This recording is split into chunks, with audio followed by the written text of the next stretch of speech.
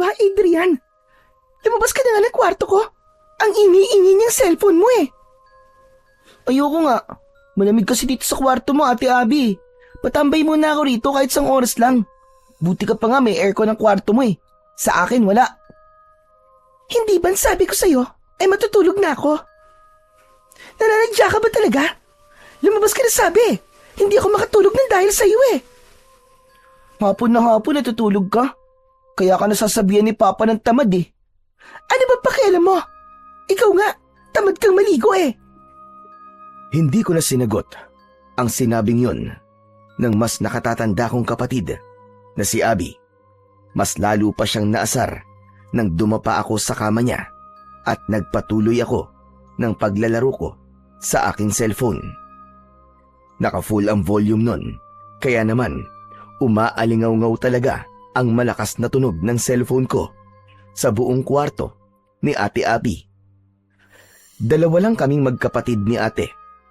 10 taon pa lang ako, habang siya naman ay 17 taong gulang na. Dahil masyadong magkalayo ang edad namin, ay palagi kaming magkaaway. Ewan ko ba, pero paborito ko kasing asarin ang kapatid ko dahil mas mabilis siyang mapikon. Nagulat ako nang bigla akong sinipa ni Ate Abby. Kahit hindi malakas ang pagsipa niya, ay umiyak ako ng malakas. Aray! Aray ko, ang sakit ng tagiliran ko! Lagot ka, isusumbong kita kay Papa! Naninipa ka bigla! Ang arte-arte mo! Hindi naman malakas ang sipa ako sa'yo. Gusto mo ba lakasan ko pa para mas masaktan ka lalo? Papa, si Ate Abby oh! Sinipa ako! Hindi nagtagal ay bumukas ang pinto ng kwarto ni Ate Abby at pumasok ang tatay namin na si Dexter na galit na galit. Mas nilakasan ko ang pag-iyak ko para ako ang kampihan ni Papa. Yun kasi ang madalas kong ginagawa at sa huli ay ang kapatid ko ang napapagalitan. Ano na namang iniiyak mo, Adrian? Ang lakas-lakas ng boses nyo. Hindi ba sabi ko kapag ganitong oras na, ay wag na kayo mag-iingay dahil nagtatrabaho pa ako? Si ate po kasi, sinipa niya po ako sa tagiliran, sobrang sakit po. Parang nabalian po yata ako ng 3 ribs. Aray, ang sakit-sakit. Sinungaling! Talagang nabilang mo pa kung ilang ribs ang nabali sa'yo ha? Saka mahina lang naman ang pagkakasipa ko sa'yo ha? Ang OA mo talaga. Maniwala po kayo sa akin, Papa. Sobrang sakit po talaga ng sipa sa akin ni ate. Tingnan niyo oh, namumula pa nga oh. Dapat lang sa'yo na sipain ka. Kanina pa kita pinapalis sa kwarto ko kasi matutulog na ako. Pero ayaw mo. Tapos ang ingay-ingay pa yung cellphone mo. May sarili ka namang kwarto, di ba? Eh, walang aircon dun eh. Gusto ko rito kasi may aircon. Papa, hindi ba sabi niyo po, hindi po kami dapat magsakitan kasi magkapatid po kami? Pero sinipa po ako ni ate. Tumahimik ka na nga dyan, Adrian. Akala mo ba, hindi ko alam na nagkukunwari ka lang, na sinaktan ka ng ate mo para siya ang pagalitan ko? At ikaw naman, Abby, hindi ka ba pwede magpasensya sa kapatid mo? Baka nakakalimutan mong mas matanda ka kaysa sa kanya. Papa, kilala niyo po yung si Adrian. Sobrang kulit po niyan. Kahit anong pagtitimpi ang gawin ko dyan, ay talagang mauubusan ako ng pasensya sa kakulitan niya. Adrian, sige na. Lumabas ka na ng kwarto ng ate mo. Doon ka na lang sa sala at mas presko doon. Pero Papa... Lalabas ka ba o kukunin ko yung cellphone mo at 1 linggo mo yang hindi magagamit? Sige, mamili ka. Ano ba yan? Ang daya-daya naman. Bakit kasi hindi niyo palagyan ng aircon ng kwarto ko para hindi na ako nagpupunta dito sa kwarto ni ate kapag mainit eh. Saka na kapag may naipon na ako. Huwag ka nang maraming sinasabi. Lumabas ka na! Labag sa kalooban ko na lumabas ako ng kwarto ni Ate Abby. Masama ang loob ko dahil hindi ako kinampihan ni Papa sa pagkakataon na yon. Wala na akong nagawa kundi ang magpunta sa sala. Humiga ako sa malambot na sofa at itinuon ko na lang ang aking atensyon sa paglalaro ng games sa aking cellphone. Si Papa na lang ang kasama namin ni Abby sa bahay namin. Ang mama kasi namin ay 2 taon nang patay dahil sa kanser. Simula noon, si Papa na ang naging nanay at tatay namin ni ate. Nagtatrabaho si Papa bilang isang arkitek. Gumagawa siya ng plano para sa mga bahay at buildings. Maayos naman ang buhay namin.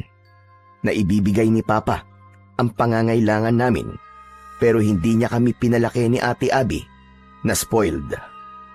Ang totoo nga niyan, kaya madalas kong asarin ang kapatid ko, lalo na kapag nasa bahay si Papa, ay upang mapansin ako ni Papa.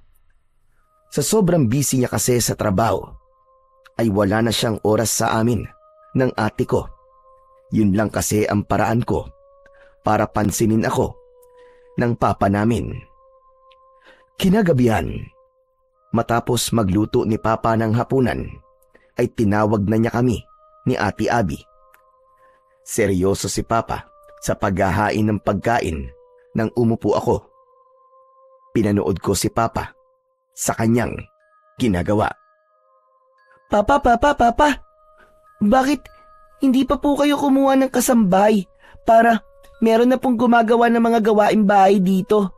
Sa kayong pagluluto po, para hindi na po kayo napapagod. Oo nga naman, Papa. Para after ng work mo, makakapagpahinga ka na. Wala ka nang iintindihan, di ba? Ay nako mga anak, dagdag gastos lang yan. Kailangan nating magtipid, lalo na't nasa college ka na, Abby. Saka kapag kumuha pa ako ng kasambay, mas lalo lang kayo magiging tamad.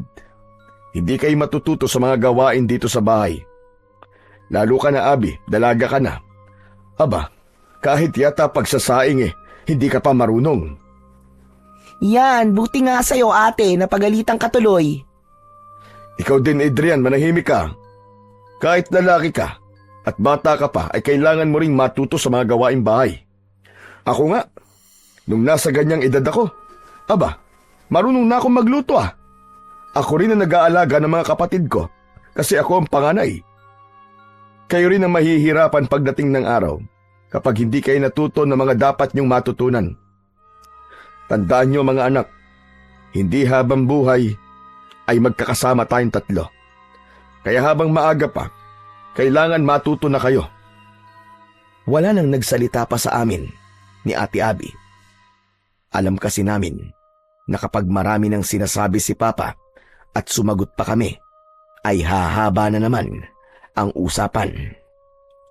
Maya-maya pa ay umupo na si Papa at nagdasal muna bago kami kumain. Habang kumakain ay biglang nagsalita si Ate Abby. Papa, magpapaalam po pala ako sa inyo. Birthday po kasi ni Cheska next week. Sa Palawan po kasi siya magsi-celebrate Kasama po ang iba pa naming friends. Puro babae naman po kami. Gusto ko po sanang sumama. Nako, pasensya ka na pero sabihin mo kay Cheska na hindi ka makakasama. Ano po? Bakit naman po? Kung hindi niyo po ako bibigyan ng pera, may ipon naman po ako Yun na lang po ang gagamitin ko, Papa. Narinig mo naman ako, di ba? Hindi pwede. May pupuntahan kayo ni Adrian. Saan po kami pupunta ni ate, Papa? Sa Lola Melda nyo. Sa probinsya, kung saan lumaki ang nanay nyo. Ano ba yan? Ayoko, Papa. Hindi po kami close ni Lola Melde. Tapos pupunta pa kami ron. Kaya nga para makilala niyo siya. Doon kayo ng buong bakasyon. Susunduin ko na lang kayo kapag pasukan niyo na sa school. Yes, okay lang sa akin, Papa. Gusto ko pong makilala si Lola Melda. Noong buhay pa po kasi si Mama, palagi niya pong kinikwento na napakabait daw po ni Lola. Sigurado po akong matutuwa si Lola kapag nakita po niya kami ni ate. Kung gusto mo, ikaw na lang ang pumunta ron, Adrian. Pabida ka. Papa, kahit wag mo na lang akong payagan na sumama sa Palawan. Basta, wag mo na lang akong papuntahin kay Lola Melda. Kahit dito na lang po ako sa bahay ng buong bakasyon. Hindi pwedeng masunod ang gusto mo sa pagkakataong ito, Abby. Naisip ko na kailangan magsama kayo ng kapatid mo sa ibang lugar at baka sakaling doon kayo magkasundo. Kay Lola Melda nyo, simple ang buhay. Walang TV, walang internet, at walang kuryente. Sigurado ko na mapipilitan kayo magbanding ni Adrian. Hindi na ako natutuwa na halos araw-araw kayo nagbabangayan. Dadalawa na nga lang kayong magkapatid tapos palagi pa kayo nag-aaway. Aba, mga anak, hindi magandang tignan yun. Eh di si Adrian na lang po ang ipadala nyo kay Lola Melda. Total, siya lang naman po may gustong pumunta ron eh. Basta, buo na ang desisyon ko. Isa pa, ayaw mo bang makilala ang lola mo? Nanay siya ng mama nyo, kaya dapat ay maging malapit kayo sa kanya. Bukas ay ihahatid ko na kayo ron, kaya mag-empake na kayo pagkatapos nyo kumain. Papa, sa akin po wala naman pong problema eh. Maganda nga po yun kasi makakapunta po ako sa ibang lugar. Wala rin po akong pakialam kahit wala pong kuryente ron at internet. Nagsalita ang konting init ay sumisiksik sa kwarto kung may aircon. Alam mo ba ang ibig sabihin kapag walang kuryente ha? Ibig sabihin, walang aircon, walang electric fan. Hindi na kailangan ng electric fan o aircon sa lugar ng lola nyo. Mataas ang kinaroroonan ng baryo nila, kaya malamig doon kahit summer. Magiging komportable kayo ron. Naisama na ako ron ng nanay nyo ng isang beses, kaya alam ko yan. Natawa ako sa naging reaksyon ni Ate Abby. Kulang na lang ay malukot ang mukha niya sa sobrang pagsimangot niya. Sa akin naman ay ayos lang talaga na pumunta kami kay Lola Melda. Marami kasing naikwento sa akin si Mama tungkol kay Lola Melda. Ang sabi niya ay napakabait ni Lola Melda kasi kahit hindi siya nito totoong anak, ay inalagaan at itinuring siya nito na parang tunay nitong anak. Kung hindi raw nakita ni Lola Melda si Mama sa gubat, ay malamang hindi nabuhay si Mama at wala rin kami ni Ate Abby sa mundo. Pagkatapos naming kumain, ay excited akong nag-empake ng mga dadalhin ko sa pagpunta namin kay Lola Melda sa probinsya. Natulog ako ng maaga dahil ang sabi ni Papa ay madaling araw daw kami babiyahe. Makalipas ang ilang oras ay ginising na ako ni Papa. Naligo na ako at inilagay na namin ni Ate Abby ang mga gamit namin sa likod ng kotse. Hindi nagtagal ay bumiyahe na kami. Nasa backseat si Ate Abby habang ako naman ang katabi ni Papa sa unahan. Abby, tipirin nyo ni Adrian yung allowance na ibinigay ko sa inyo ha. Matuto kayo mag-budget ng pera. Pwede bang wag na tayong tumuloy? Hindi ko alam eh. Para bang bigla akong kinabahan. Hala si ate, ang daming dahilan. Papa, nag-iinarte na naman si ate oh, palagi nalang ganyan yan. Hoy, tumigil ka. Hindi ako nag-iinarte, no? Sa kinakabahan talaga ako eh. Ano magagawa ko? Paepal ka. Normal lang nakabahan ka, Abby. Pero sigurado ako na magiging maganda ang kalalabasan ng pagbabakasyon nyo sa Lola Melda nyo. Matutuwa yun kapag nakita niya kayo. Saka, napakabait niya, kaya makakasundo niyo siya.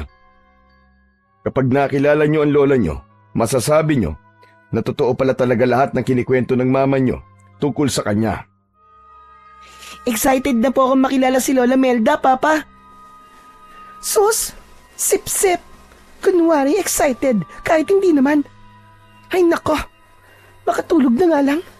Inaantok pa ako. Huwag ka magulo ha. Papa, ano po palang mga pwede pong gawin dun sa baryo ni Lola Melda? Meron ba rong magagandang pasyalan? Aba, meron. May talon doon na nasa loob ng gubat. Tapos napakalamig daw ng tubig. Magpasama kayo kay Lola Melda nyo pagdating nyo roon ng ate mo. Papa, hindi po ba pwedeng sumama rin po kayo ron sa amin? Hindi pwede anak may trabaho pa ako na kailangan tapusin. Saka, mas okay na hindi nyo ako kasama para matuto kayo magtulungan ng ate mo. Gaano po kami katagal dun, Papa? Siguro 1 buwan lang. Basta susunduin ko na lang kayo. Oh, baka inaantok ka pala ha. Pwede ka matulog muna at mahaba pang biyahe natin. Sige po, Papa. Iidlip na lang po muna ako. Umayos ako ng pagkakasandal at pumikit na ako. Hindi nagtagal ay nakatulog na ako habang si Papa naman ay patuloy lamang sa pagdadrive. Hindi ko alam kung gaano na ako katagal na tulog nang gisingin ako ni Papa. Aniya ay kakain daw muna kami. Bumaba kami at pumasok sa isang fast food restaurant. Pagkatapos naming kumain, ay bumiyahe na ulit kami. Habang umaandar ang kotse, ay nakatingin ako sa dinadaanan namin.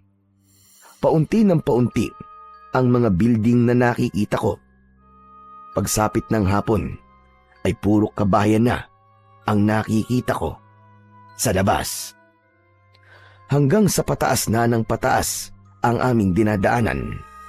Papalubog na rin ang araw ng oras na yon. Papa, malapit na po ba tayo? Oo, malapit na. Siguro mga kalahating oras na lang. Ang sakit na po ng katawan ko. Pwede bang bumalik na lang po tayo sa bayan? Maghanap na lang po tayo din ng hotel na matutulugan. Bukas na lang po tayo pumunta sa bahay ni Lola Melda. Hindi pwede. Kailangan ko rin makabalik sa Maynila bukas ng umaga eh. May importanteng meeting kami. Kaya pagkatid ko sa inyo sa lola nyo, aalis na rin ako kaagad. Makalipas nga ang kalahating oras, ay pumasok na ang sasakyan namin sa isang liblib na baryo. Napakadilim at tahimik doon. Hanggang sa ihinto na ni Papa ang sasakyan sa tapat ng isang kubo. Oh mga anak, nandito na tayo. Yang kubo na nasa tapat natin ay ang bahay ng Lola Melda nyo. Hindi na ako bababa ah. At baka kapag nakita ko ng lola nyo mapakwento pa ako Kailangan kong bumiyahe kagad pabalik. Papa, sasama na lang ako sa inyo pabalik, please. Ano ba naman, Abby? Napag-usapan na natin yan, di ba? Isipin mo na lang na para sa inyo to ni Adrian. Para magkasundo kayong dalawang magkapatid. Basta, huwag kayong magpapasaway sa lola nyo ha. Matanda na siya, kaya huwag niyo siyang bibigyan ng sakit ng ulo. Tumulong kayo sa mga gawaing bahay. O sige na, bumaba na kayo. Mag-iingat kayong dalawa ha. Oo nga pala. May isang box ng grocery sa likod. Dalhin nyo na rin yun para may pagkain kayo. Wala nang nagawa si Ate Abby, kundi ang bumaba ng kotse. Sumunod ako sa kanya at kinuha na namin ang mga gamit namin sa likod ng sasakyan. Pati na ang box na sinasabi ni Papa. Pagkatapos magpaalam ni Papa sa amin, ay umandar na paalis ang kotse. Hindi muna kami umalis sa aming kinatatayuan dahil sinundan namin ng tingin ang papalayong sasakyan. Buisit ka! Kasalanan mo to Kung di mo lang sana ako palaging inaasar, hindi tayo dadali ni Papa rito. Tignan mo, walang signal ang phone ko rito. Diyos ko, ano ba yan? Ang dami namin plano ng mga friends ko ngayong summer vacation. Tignan mo nga, walang mall dito. Paano ako mag-i-enjoy sa lugar na to? Huwag mo nga ako sinisisi dyan, ate. Saka huwag ka nang maarte. Kala mo naman, maganda ka. Ewan ko sa'yo, diyan ka na nga. Kailangan ko nang pumasok sa bahay ni Lola Melda dahil sobrang daming lamok dito sa labas.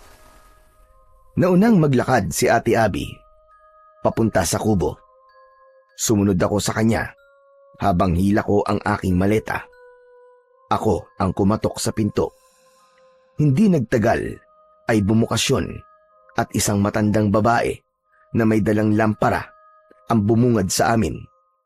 Medyo maliit siya at may payat na pangangatawan. Puro puti na ang buhok niya na umaabot sa bewang niya. Alam ko na si Lola Melda yun dahil nakita ko na ang picture niya na nasa aming bahay. Sino kayo? At ano kailangan nyo sa akin? Lola Melda, ako po si Adrian at siya naman po si Ate Abby. Anak po kami ni Dexter at Maricel. Ano ka ba? Si Maricel? Kayo na nga ba yan? Ang aking mga apo? Opo, Lola Melda. Kami na nga po ito. Aba, ang lalaki nyo na. Huli ko kayong nakita ay ilang taon lang ang nakakaraan. Bata pa ang ate mo doon at ikaw naman ay sanggol pa. Lola Melda, pwede po bang sa loob na po tayo magkwentuhan? Pinapapak na po kasi ng mga lamok ang binti ko eh. Ay, pasensya na. O sige, pasok kayo. Pagpasensyahan nyo na at maliit lamang ang bahay ko. Tuluyan ng binuksan ni Lola Melda ang pinto. Pumasok na kami ni Ate Abby. Iniligay namin sa isang sulok ang aming mga dala at naupo kami sa nag-iisang papag na naroon. Nang ipatong ni Lola Melda ang lampara sa ibabaw ng lamesa, ay humila siya ng upuan at naupo siya sa harapan namin ng kapatid ko. Kumusta kayo? Nakatutuwa na ba at dinalaw niyo ako rito? Ang papa niyo, nasaan siya? Hinatid lang po niya kami rito, Lola. Umalis din po siya kagad. Kailangan po kasi niyang makabalik kagad sa Maynila bukas ng umaga kasi may trabaho pa po siya. Ay, gano'n pa. Abay, sayang naman. Sana ay nagpakita siya sa akin kahit sandali lang. Huwag po kayong mag-alala kasi kapag sinundo po kami rito ni Papa ay magkakausap din po kayo. Alam niyo ba, ang totoo ay nag-iipon ako ng pera para pamasahe ko papunta sa Maynila. Gusto ko sana kayong dalawin. Nang namatay kasi ang nanay niyo, ay hindi ako nakapunta dahil may sakit ako noon. Bukod sa gusto ko kayong makita, ay gusto ko rin sanang dalawin ang puntod ng nanay ninyo. Eh di sumama na lang po kayo pagbalik po namin sa Maynila, Lola, para hindi na po kayo magbayad ng pamasahe, di po ba?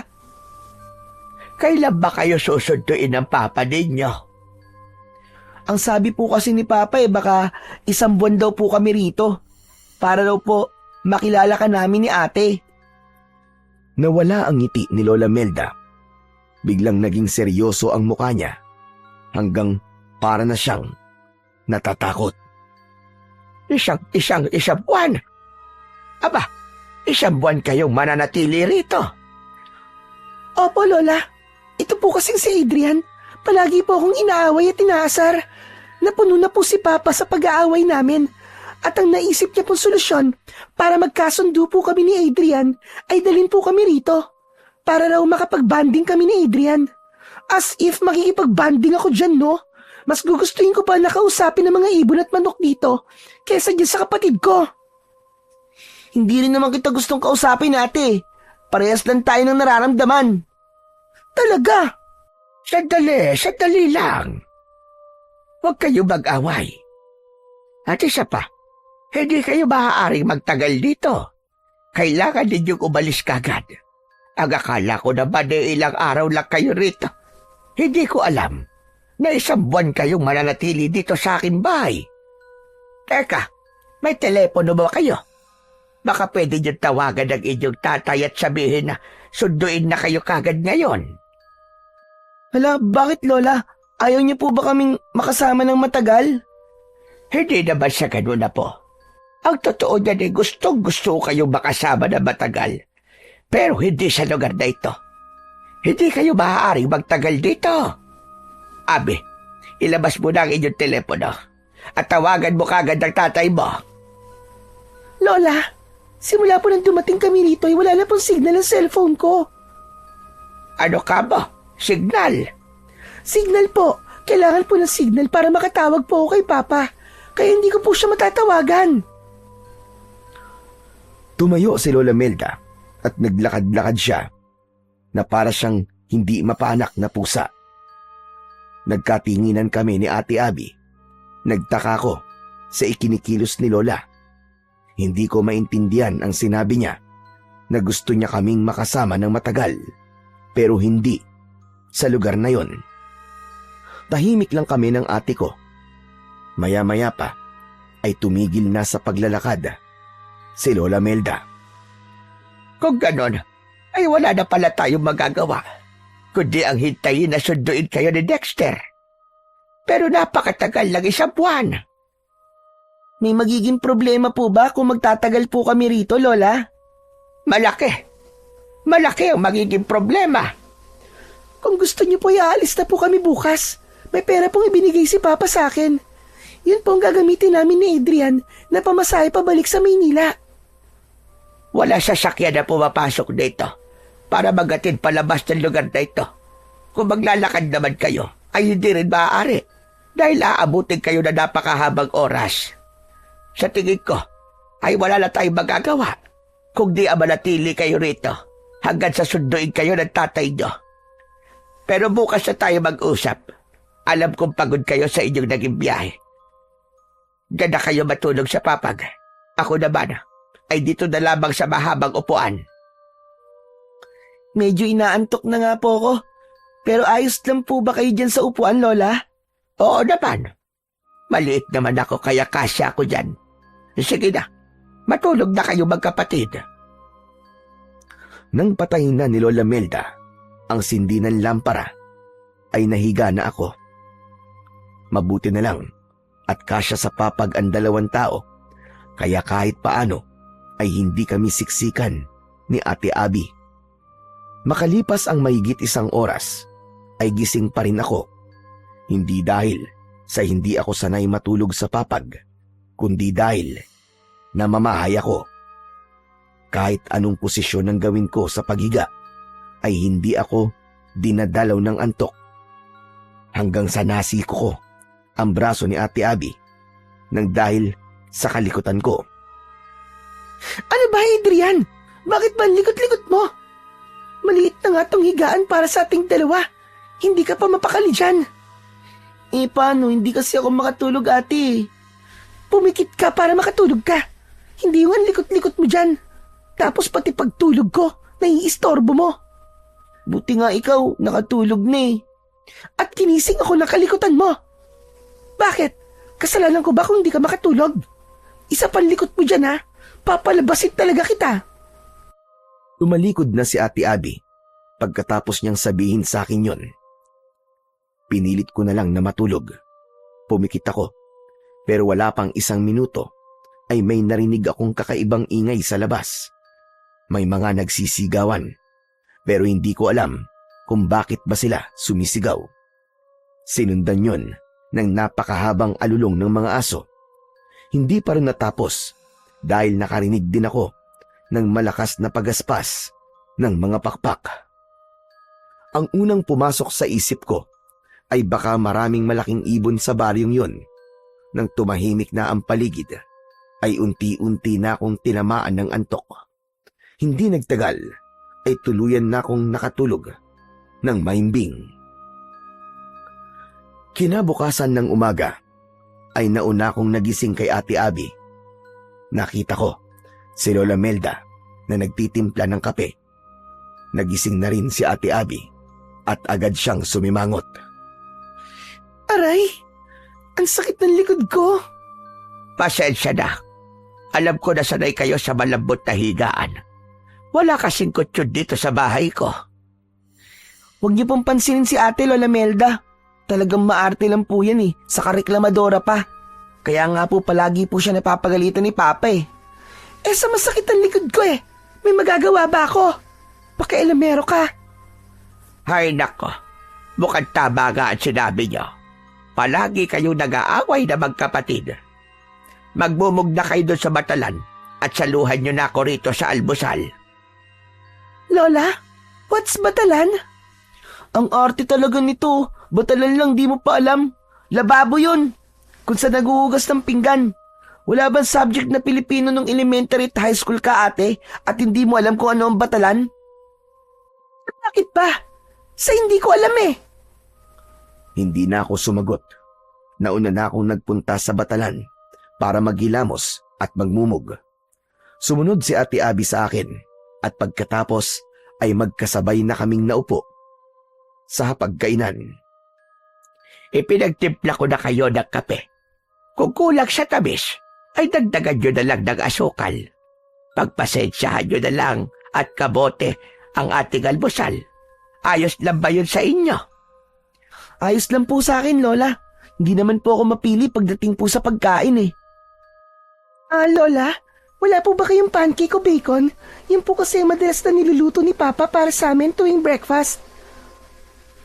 Hindi ka ba marunong makaintindi, ate?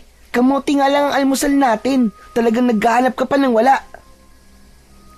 Kahit sinigang na kanin po, Lola, tapos itlog, tapos yung sinagag po ay maraming bawang na toasted. Bawang?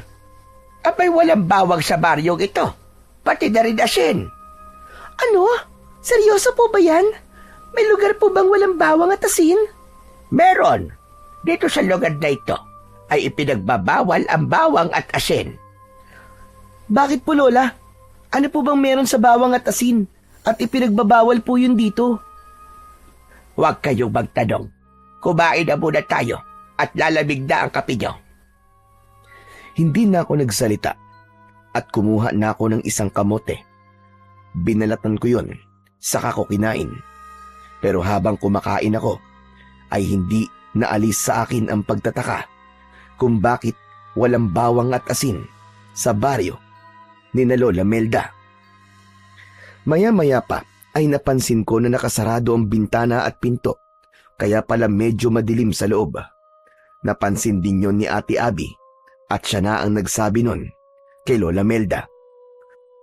Wait lang po bubuksan ko lang po ang pinto at bintana para lumiwanag. Wag! Nagtatakang nagkatinginan kami ni Ate Abby sa pagsigaw na yon ni Lola Melda. Ang ibig ko sabihin wag mo na buksan. Masyadong maraming langaw sa labas. Baka pumasok dito sa loob. Ganun po ba? Sige po, hindi ko na lang po bubuksan. Siguro ngayon ko na dapat sabihin sa inyo ang patakaran ko sa bahay ko. Kailangan ninyo sundin ang lahat ng sasabihin ko at huwag na kayong magtanong. Para rin naman sa inyo ang mga patakaran na sasabihin ko. Una, hindi kayo pwedeng lumabas. Hindi kayo pwedeng makita ng ibang tao. Sa madaling salita, dito lang kayo sa loob ng bahay. Lalong-lalo na sa gabi. Hindi kayo maaaring lumabas. Pangalawa, kahit na anong marinig nyo sa gabi, ay huwag niyong papansinin. Huwag kayong sisilip sa labas. At kung may makikita kayong kakaiba, huwag nyo rin pansinin. At ang panghuli, ayokong magtatanong kayo ng kung ano-ano dahil wala kayong sagot na makukuha sa akin. Gawin nyo ang lahat ng sinabi ko at magiging ligtas kayo sa lugar na ito. Wait lang po, Lola. Ibig po bang sabihin ay hindi kami makakapamasyal ni Adrian? As in, dito lang po kami sa loob ng bahay sa loob ng isang buwan? Ganon na nga. Hindi kayo maaaring lumabas. Pero ang boring naman po nun. Buti po sana kung may TV kayo rito o kaya internet connection. Pero wala Anong gagawin namin dito? Hindi ba sabi ko ay huwag na kayong magtanong. Sundin nyo na lang ang sinabi ko dahil para rin yun sa inyong kapakanan. Pero bakit po? May hindi ba magandang nangyayari sa lugar na to at bawal kaming lumabas at makita ng ibang tao? Gaya na sinabi ko, Abe, huwag na kayong magtanong. Sige na. Tapusin nyo na ang pagkain nyo. Hindi na kami nagsalita pa ni Ate Abby. Nang magkatinginan kami, ay alam ko na iisa ang nasa isip namin. Nagtataka kami sa mga patakarang sinabi ni Lola Melda. Hindi ko akalain na sa loob ng isang buwan ay doon lang kami sa loob ng bahay niya. Para sa akin ay hindi ganoong bakasyon ang iniisip ko. Ang buong akala ko pa naman ay makakagala kami sa lugar na yon. Pero base sa mga sinabi ni Lola ay mukhang hindi yon mangyayari. Pagkatapos naming mag-almusal ay nagpaalam sa amin si Lola Melda. Aniya ay magtutungo siya sa taniman nito ng gulay upang kumuha ng kakainin namin mamayang pananghalian. Isinarado niya ang pinto pagkaalis niya. Humiga ako sa papag habang naglalaro ng isang offline games sa aking cellphone. Si Ate Abby naman ay hindi mapakali at panay ang lakad niya. Hindi ko magets kung bakit bawal tayong lumabas. Anong gagawin natin dito sa loob ng bahay ni Lola? Wala namang mapaglibangan dito. Wala ring internet. Paano ko malalaman ang ginagawa ng mga friends ko? Siguro merong mamamatay tao dito na gumagala, no? Kaya hindi tayo pwedeng lumabas. Ewan ko. Sabi ko na nga hindi na dapat ako pumunta rito. Kung alam ko lang na ganito ang sitwasyon dito, hindi na sana ako sumunod kay Papa. Nagmatigas na lang sana ako. Huwag ka na magalit dyan, ate. May cellphone ka naman, di ba? Gamitin mo na yan para malibang ka. At paano naman ako malilibang sa cellphone ko, Aber, kung walang internet connection? Saka sige, gamitin mo yung cellphone mo para malobat ka agad yan. Sa tingin mo ba, makakapag-charge ka kapag nalobat yan? Ipapaalala ko lang sa'yo na walang kuryente rito. Agad akong huminto sa paglalaro nang mapagtanto ko yun. Kinabahan ako dahil kalahati na ang nabawas sa battery percentage ng cellphone ko. Hindi ako sigurado kung ilang araw na lang ang itatagal ng battery ng cellphone ko kapag palagi ko yung ginagamit. Naku, oo nga no. Pero hayaan mo, ate. Kakausapin ko si Lola Melda.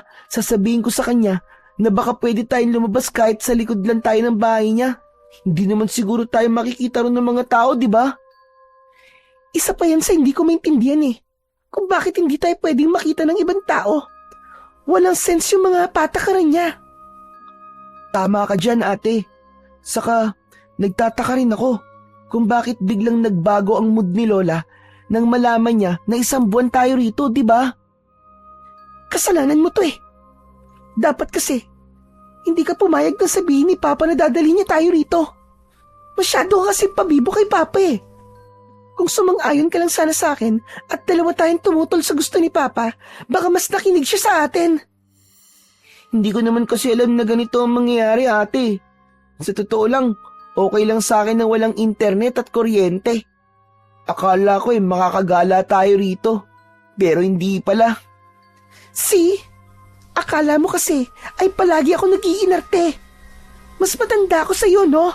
Kaya mas marami akong alam kaysa sa'yo.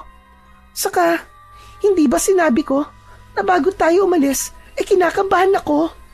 Tama pala ang kutob ko. Hindi pala talaga dapat tayo tumuloy dito. Ewan ko ba kasi dun kay Papa kung bakit gustong-gusto niya makilala pa natin si Lola Melda. Nabuhay naman tayo nang hindi natin siya nakikilala, di ba? Oh, tignan mo ang nangyari ngayon sa atin. Stranded tayo rito. Ate, huwag ka naman magsalita ng ganyan. Nanay ni Mama si Lola Melda, kaya walang masama kung makikilala at makakasama natin siya, di ba? Anong nanay yung sinasabi mo? Hindi naman totoong nanay ni Mama si Lola Melda. Technically, hindi natin siya kaano-ano. Nagulat kami ni Ate Abby nang biglang bumukas ang pinto at pumasok si Lola Melda. Namutla si Abby dahil seryoso ang muka ni Lola habang bitbit niya ang isang basket na may nakalagay na mga gulay. Lola, nandiyan na po pala kayo. Ang bilis niyo naman po. Akala ko po mamaya pa po kayo babalik. Malapit lang dito taniman ko ng mga gulay. Akala niyo ba ay magtatagal ako ron? Kaya kung ano-anong pinag-uusapan yung dalawa. Si ate lang po ang kung ano-ano po ang sinasabi. Anong ako lang? Narinig ko mga sinabi mo, Abby. Tama ka. Hindi nga ako ang totoong nanay ni Maricel. Pero kahit hindi ko siya kadugo, ay itinuring ko siya na parang nanggaling sa akin. Kung buhay lang sana nanay niyo, siya mismo magpapatunay nun. Naniniwala naman po ako sa inyo, Lola. Madalas po kayong ikwento sa amin ni Mama nung buhay pa po siya. Wala po siyang nasabing hindi maganda tungkol sa inyo. Kaya nga po nang sabihin po ni Papa na pupunta kami rito ni ate, ay pumayag po kagad ako. Si Ate Abby lang po talaga ang kung ano-anong sinasabi tungkol sa inyo Talagang nilaglag mo ako Okay. Naniniwala naman po ako mabait kayo, Lola Pero ang hindi ko talaga maintindihan ay kung bakit kailangan dito lang kami sa loob ng bahay. Nagpunta po kami rito para magbakasyon at hindi maging parang preso. Mas ligtas kasi kayo rito sa loob. Maniwala kayo. Para rin sa inyo ang mga sinasabi ko. Sundin niyo na lang ako para walang masamang mangyari sa inyo. Eh bakit nga po bawal kaming lumabas? Ano po bang meron sa labas? Huwag na kayong magtanong. Gawin niyo na lamang ang sinasabi ko. Mas maganda po kung maiintindihan namin ng kapatid ko kung bakit bawal kami lumabas. Kaya please naman, Lola, sabihin niyo na po sa amin ang dahilan. Mas mabuting hindi nyo na lamang malaman. Mamaya na tayo mag-usap. At lilinisin ko pa ang mga gulay na kinuha ko. Diretsyong naglakad si Lola Melda sa batalan habang nagkatinginan kami ni Ate Abby. Napailing na lang ang kapatid ko habang ako naman ay nag-isip ng maaaring dahilan kung bakit hindi kami pinapalabas ni Lola ng bahay niya. Sa unang 2 araw namin sa bahay ni Lola Melda, ay palagi kaming nasa loob ng bahay. Hindi namin tinangkang suwayin ang utos ni Lola Melda dahil baka magalit siya sa amin ni Ate Abby. Pero isang hapon, nang kami lang ni Ate Abby ang nasa bahay, ay napansin kong inip na talaga si ate. Panay ang lakad niya at hindi naaalis ang pagsimangot sa kanyang muka. Hanggang sa nainis na nagsalita si Ate Abby. Ay, ano ba yan? Naiinip na ako. Wala na akong ibang nakikita kundi ang 4 na sulok ng bahay na ito at ang nakakabwisit mong mukha, Adrian. Ako rin naman eh. Nabibwisit na ako sa mukha mo, ate. Palagi ka kasing nakasimangot. Sino bang hindi sisimangot? Kung para tayong preso na nakakulong dito. Hindi ko na kaya. Lalabas na talaga ako. Kailangan ko maglakad-lakad. Kailangan ko makasagap ng sariwang hangin. Hindi ka pwedeng lumabas, ate. Baka mamaya mapagalitan ka ni Lola. Wala akong pakialam. Saka saglit lang naman ako eh. Babalik agad ako bago pa bumalik si Lola Melda. Hindi ba naroon siya sa taniman niya ng gulay? For sure, matatagalan siya bago makabalik. Naku, bahala ka nga sa buhay mo, Ate Abby. Basta kapag nalaman ni Lola na lumabas ka at napagalitan ka, huwag mong sasabihin hindi kita pinigilan, ha? Whatever. Wala rin akong pakialam kahit pagalitan ako ni Lola. Diyan ka na nga. Visit ka. Hindi ko na pinigilan pa si Ate Abby nang buksan niya ang pinto at lumabas siya ng kubo. Hindi man lang niya isinarado ang pinto. Lumapit ako ron para isarado. Pero nang isasarado ko na sana ang pinto, ay may nakita kong isang batang lalaki na may dalang saranggola na tumatakbo. Nakakaingit naman yung batang yun. Mabuti pa siya nakakapaglaro. Bakit kasi ayaw kaming palabasin ni Lola eh? Yung bata nga na yun nasa labas. Mukhang hindi naman delikado sa labas eh. Habang sinusundan ko ng tingin yung batang may dalang saranggola, ay mas tumindi ang inggit ko sa kanya. Hanggang sa naisipan kong sundan yung bata para samahan ko siyang magpalipad ng saranggola. Lumabas ako at pagkatapos kong isarado ang pinto, ay patakbo kong sinundan ang bata. Kahit mas maliit sa akin yung bata, ay napakabilis niyang tumakbo.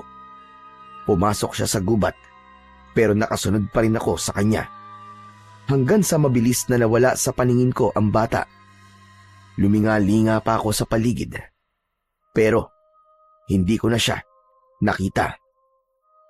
Hala, nasaan na siya nagpunta? Nasaan na yung batang yun? Grabe, ang bilis naman niyang tumakbo. Bigla siyang nawala.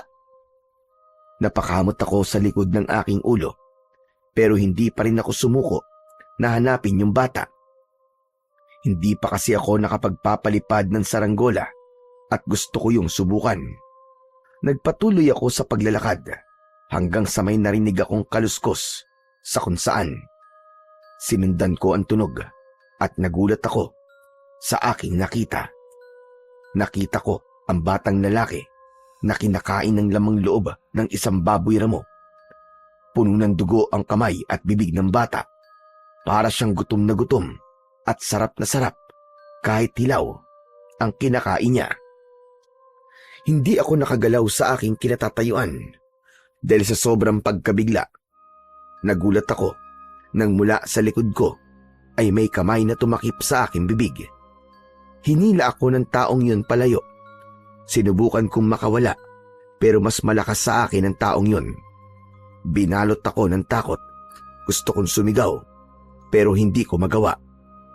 Nang nakalayo na kami sa bata, ay saka lang ako pinakawalan ng taong humila sa akin. Sisigaw sana ako pero pagharap ko ay nakita ko si Lola Melda. Bakas sa mukha niya ang galit. Lola, ikaw pala. Akala ko kung sino na eh. Umuwi na tayo at doon tayo mag-uusap. Pero Lola, yung bata po. Yung bata. Hindi ka ba talaga marunong makinig? At sabi ko ay sa bahay na tayo mag-uusap. Nauna nang naglakad si Lola Melda at wala na akong nagawa kundi ang sumunod sa kanya. Napansin ko na nagmamadali ang lola ko sa paglalakad at halos hindi ko siya masabayan. Pagdating namin sa bahay ay naroon na si Ate Abby at kumakain siya ng suman. Buti naman at nakita mo siya, Lola. Salamat naman at ligtas ang kapatid ko. Adrian, hindi ba't sabi ko sa iyo ay hindi kayo pwedeng lumabas? Ganun ba kahirap ang pinapagawa ko sa inyong magkapatid? Kasi po Lola, nakita ko po yung bata na nagpapalipad po ng saranggola. Nainggit po ako sa kanya kaya sinundan ko siya eh. Kahit na, hindi ka pa rin dapat lumabas. Ganyan ba kayo pinalaki ng tatay nyo? Hindi kayo marunong sumunod sa sinasabi na mas nakatatanda sa inyo? Sorry na po Lola. Pero bakit ako lang po ang pinapagalitan nyo? Lumabas din naman po si Ate Abby ah. Hoy, huwag kang sinungaling. Hindi ako lumabas, no? Di ba, Lola? Nang dumating po kayo dito, nandito po ako. May pasalubong pa nga po kayong suman eh. Hala, ikaw ang sinungaling ate. Lola, si ate po na unang lumabas. Sumunod lang po ako sa kanya, maniwala po kayo sa akin. Sinungaling yan, sinungaling. Tama ang ate mo. Dumating ako nandito siya. At sabi niya sa akin, ay ikaw lang ang lumabas. Pinigilan ka pa nga raw niya, pero hindi ka nagpapigil. Matalim kong tinignan si Ate Abby.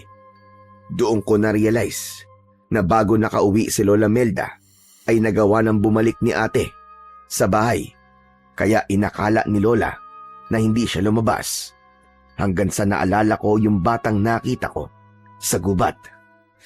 Pero Lola, yung ano po, yung batang nakita ko po sa gubat. Bakit po siya kumakain ng baboy damo? Tapos, hilaw pa po yung kinakain niya. Ganito po ba sa lugar niyo, Lola? Kumakain po ng hilaw na karne ang mga tao. Ano ba sinasabi mo, bata ka? Wala naman ako nakitang bata sa gubat na kumakain ng baboy ramo. Ano? Paanong wala po, Lola Melda? Nasa harap lang po natin yung bata kanina, di ba? Hay nako, kung ano-ano tumatakbo sa imahinasyon mo. Iniiba mo lang ba ang usapan para mawala ang galit ko sa'yo? Hala sige, diyan na muna kayo at magsisibak lang ako ng kahoy sa labas. Sana naman ay ito na ang huling beses na susuwayin mo ako. Naiintindihan mo ba, ha Adrian? Opo, sorry na po ulit.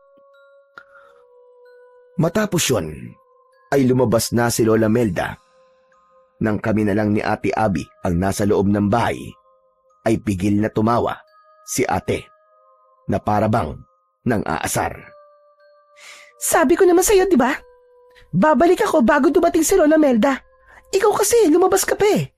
Nahuli ka niya tuloy. Ang galing mo talagang magsinungaling ate, no? Grabe ka. Ginawa ko yon para hindi ako mapagalitan. Dapat kasi ginagamit mong utak mo kahit minsan lang. Pero teka, ano yung sinabi mo kanina na may nakita kang batang kumakain ng baboy ramo? Totoo ba yon? O gawa-gawang kwento mo lang? Ate, maniwala ka. Pexman crossed my heart. Totoong-totoo yun. Sinundan ko yung bata na may dalang saranggola. Pagpasok niya sa gubat, bigla siyang nawala. Tapos hinanap ko siya. Nang nakita ko ulit siya, ay kumakain na siya ng baboy ramo. Parang Siya pa nga mismo ang pumatay dun sa baboy damo na yun eh. Kasi puro dugo talagang kamay niya. Grabe ate, nakakatakot yung itsura niya. Kasi para siyang gutom na gutom at wala siyang pakialam kahit hilaw ang kinakain niya. Talagang nilantakan niya ate. Diyos ko, obvious naman na iniimbento mo lang yung kwento mo, no? Hindi ka panipaniwala. Sino naman kakain ng hilaw na karne, tapos bata pa? Alam mo, kung gagawa ka ng kwento, yung kapanipaniwala naman sana. Pero ate, nagsasabi ako na totoo. Hindi ako nag-iimbento lang, maniwala ka ate. Kahit nga si Lola hindi naniniwala sa'yo eh. Ako pa kaya? Bahala ka nga kung ayaw mo maniwala. Basta, nagsasabi ako na totoo. Maarting inirapan ako ni Ate Abby. Itinuon niya ang kanyang atensyon sa kanyang cellphone habang ako naman ay napaisip kung totoo o hindi ba ang aking nakita. Pero sa huli, alam ko sa sarili ko na hindi yun isang imahinasyon. Alam ko sa sarili ko na totoong totoo ang nangyari. Ang ipinagtataka ko lang ay kung bakit may batang kumakain ng hilaw na karne sa baryong yon. Kinagabihan, ginisang gulay ang inihain ni Lola Melda sa amin. Nang tikman ko yon, ay hindi ko naiwasan ang mapasimangot. Bakit naman parang hindi mo nagustuhan ang niluto ko, Adrian? Talagang may pagsimangot ka pa dyan. Kasi po, wala pong lasa yung niluto nyo eh. Kahit po yung mga niluto nyo nung mga nakaraang araw, wala rin pong lasa. Talaga po bang wala po kayong asin sa baryong to? Hindi ba sinabi kong wala? Hayaan mo na at masustansya ang pagkain kapag walang asin. Saka, kulang po sa flavor ang mga luto niyo, Lola. Sorry po pero nagsasabi lang po kami ng totoo. Mas masarap po sana itong niluto niyo kung nagisa po muna kayo ng bawang. Iba po kasi talaga kapag may nilagay pong bawang sa ginisang gulay. Huwag na kayo magreklamo, magkapatid. Magpasalamat na lang kayo dahil meron kayo kinakain. Ang iba nga dyan ay nagugutom at nakukontento na lamang sa mga pagkaing nakikita nila sa basurahan. Nagsasuggest lang naman po kami, Lola. Kung ayaw ninyo ng luto ko, ay magbukas na lamang kayo ng dilata sa mga dala niyong pagkain. Wala namang problema. Sorry po, Lola. Hindi naman po namin iniinsulto ang luto niyo eh. Nagsasabi lang po kami ni ate kung paano niyo po ito mapapasarap. Ganyan luto na ang nakasanayan ko rito. Kaya magtiis kayo. Hindi na kami nagsalita pa ni Ate Abby. Naramdaman ko noong mga oras na yon na nasaktan si Lola sa mga sinabi namin tungkol sa luto niya. Kaya kahit walang lasa ang ginisang gulay na yon, ay kumain pa rin ako at ipinakita ko kay Lola Melda na nasasarapan ako sa pagkain, kahit ang totoo ay hindi. Pagkatapos ng hapunan, ay naghugas na kami ni ate ng mga pinagkainan namin. Si Lola Melda naman ay inayos na ang aming tulugan. Nang lumabas na si Lola Melda, ay doon ko na kinausap si Ate Abby. Ate, ano kayang dahilan kung bakit walang bawang at asin sa baryong to, no? Malay ko, dito ba ako nakatira para masagot ko yung tanong mo? Ang sungit-sungit mo naman. Nagtatanong lang naman ng tao eh. Hindi ko naman sagot okay? Pero sigurado ako na may malalim na dahilan kung bakit walang bawang at asin dito. Ano palang nangyari ate nung lumabas ka? Saan ka pala nagpunta nun? Wala naman. Nagdakad-lakad lang ako. Umuwi na kagad ako kasi ang sama ng tingin sa akin ng mga taong nakakita sa akin Para bang gusto nila akong saktan. Grabe, ang creepy nila. As in. Ibig sabihin, may nakakita sa'yo na ibang tao ate. Halaka, hindi ba ang sabi ni Lola ay hindi tayo pwedeng makita ng ibang tao sa lugar na to? Wala namang ginawa sa akin yung mga tao Bukod sa tinigdan lang nila ako na masama. Siguro, hindi lang sila sanay na makakita ng ibang tao rito. Kaya masasabi ko na OA lang si Lola sa pagbabawal sa atin na lumabas. Hindi naman ako sinaktan ng mga tao Ate, baka kasi Hindi sa mga tao tayo pinag-iingat ni Lola. Eh saan naman? Sige nga, sabihin mo. Ewan ko ate Pero simula nung nakita ko yung bata na kumakain ng baboy ramo, ay nagkaroon na ako ng masamang pakiramdam sa lugar na to. Kung pwede nga lang na umalis na tayo rito ngayon Aalis na kagad tayo Sa tingin mo ba makakaalis tayo kagad? Makakaalis lang tayo rito kapag sinundula tayo ni Papa. Saka ikaw kaya ang may gustong pumunta rito, di ba? Tapos ngayon, gusto mo nang umuwi? Ewan ko sa'yo. Ate, hindi ko kasi ini-expect na ganito ang lugar na to tapos ayaw pa tayong palabasin ni Lola. Akala ko kasi ay kagaya ito ng mga probinsyang napapanood ko sa TV. Yung bang maraming batang naglalaro sa labas, tapos pwede akong sumali sa kanila, maglalaro ng tagu-taguan, ng tumbang preso. Yung maraming pwedeng puntahan, gaya ng dagat o kaya bundok. Kahit nga yung talon na sinasabi ni Papa na nasa loob ng gubat, hindi pa natin napupuntahan kasi nga bawal tayong lumabas Naputol ang pag-uusap namin ni Ate Abby nang pumasok na si Lola Melda. Hindi kasi niya pwedeng marinig ang pinag-uusapan namin ni ate dahil baka kung ano pa ang isipin niya at magalit na naman siya sa amin. Mabait naman si Lola Melda pero parang napakarami niyang hindi sinasabi sa amin ng kapatid ko. Nang sumapit na ang 9:00 ng gabi ay humiga na kami. Hindi nagtagal ay nakatulog na kami ni Ate Abby. Makalipas ang ilang oras ay nagising ako dahil kailangan kong gumamit ng banyo. Kinapa ko ang posporo sa lamesa at sinindihan ko ang lampara. Dinala ko ang lampara sa banyo at nang natapos na akong umihi ay naglakad na ako pabalik sa papag. Sandali akong natigilan nang makita kong wala si Lola Melda sa mahabang upuan kung saan siya natutulog. Hindi ko alam, pero bigla akong kinabahan ng mga sandaling yon. Ganun pa man, inisip ko na lang na baka lumabas lang siya para magpahangin. Pinatay ko na ang sindi ng lampara at bumalik na ako sa pagkakahiga. Pero nahirapan akong makatulog.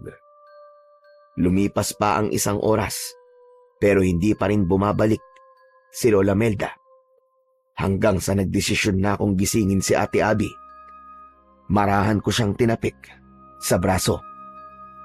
Ate, gising! Ate, gising! Ano ba, Adrian? Bakit ba ang hilig mong mga abala na natutulog, Kasi ate, si Lola, kanina pa siya wala Pagising ko kanina, wala na siya tapos 1 oras nang nakalipas pero wala pa rin siya. Baka nasa taniman lang ng gulay yon. Matulog ka na lang dyan. Ikaw talaga napaka-istorbo mo. Pero hindi naman siya nagpupunta sa taniman ng gulay ng ganitong oras, ate. Madaling araw na kaya. Di baka nagpapahangin? Baka hindi siya makatulog, kaya naglalakad-lakad siya. Hindi, ate. Kinakabahan kasi ako Baka kung ano na nangyari kay Lola. Hanapin kaya natin siya sa labas. Ayoko nga. Kung gusto mo, ikaw na lang. Total, ikaw naman na nakaisip. Wala ka talagang pakialam kay Lola, no?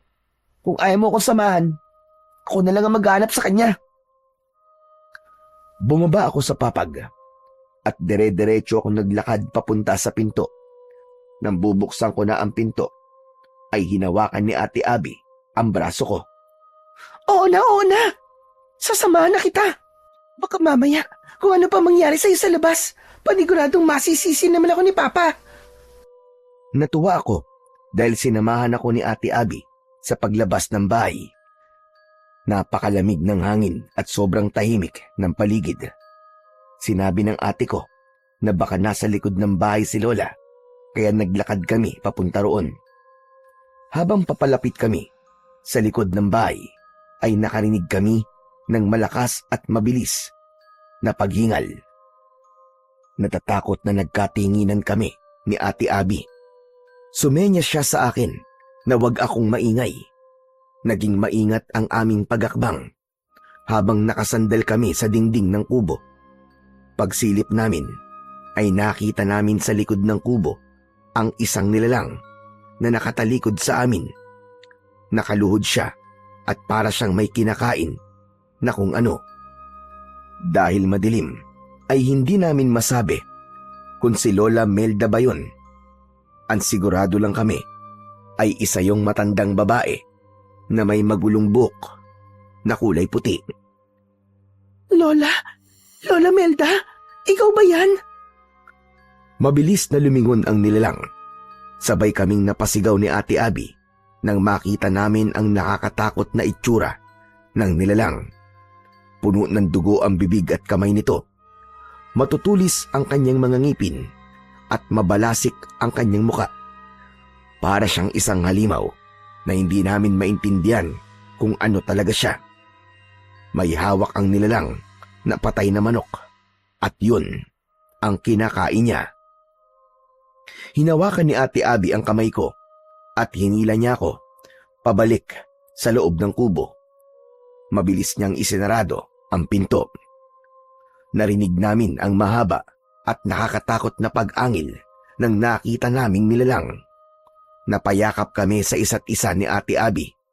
Parehas kaming nanginginig sa sobrang takot. Ate, ano yun? Ano yung nilalang na yun? Hindi ko alam. Para siyang halimaw na demonyo na ewan. Malay ko!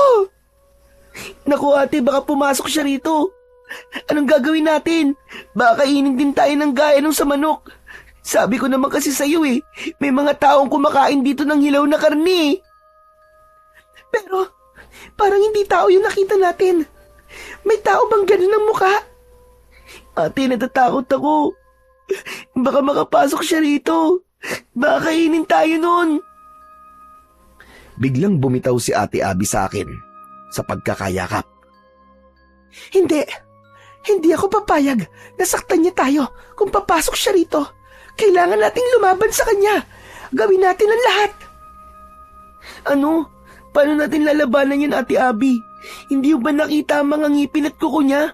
Ang tutulis, parang mga kutsilyo. Nagmamadaling nagpunta si Ate Abby sa kusina. Kumuha siya ng 2 patalim at ibinigay niya sa akin ang isa. Ate, anong gagawin natin sa kutsilyong to?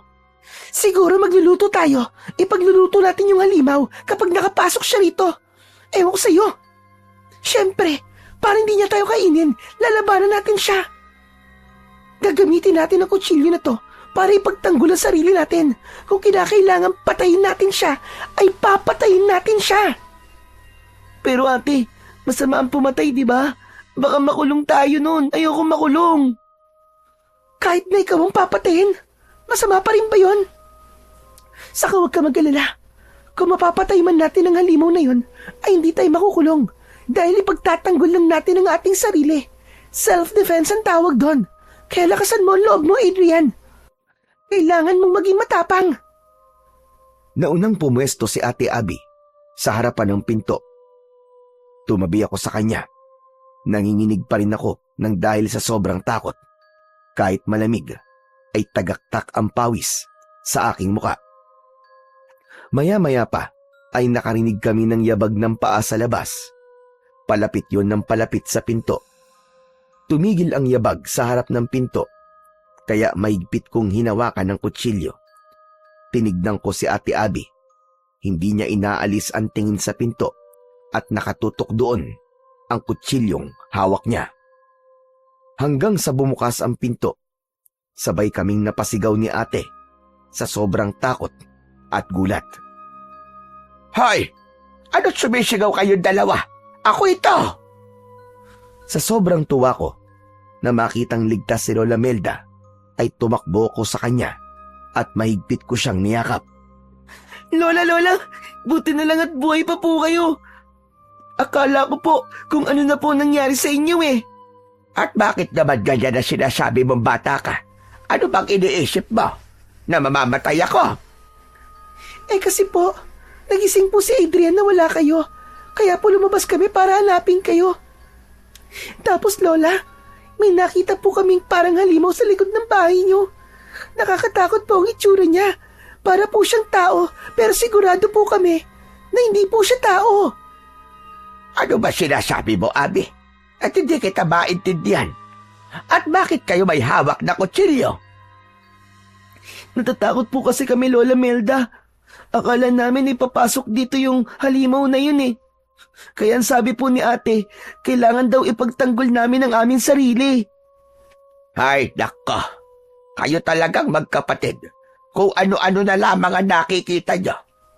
Napakalakas talaga ng imahinasyon yung dalawa. Hindi po yun imagination, Lola. Nakita po talaga namin yung halimaw. Totoo po.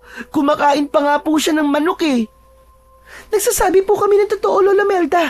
Maniwala naman po kayo sa amin. Sigurado ako, nakakagising nyo lang nang nakita nyo at sinasabi nyong halimaw. Minsan kasi, kapag bagong gising ang isang tao, ay kung ano-ano ang nakikita niya. Hala, sige na.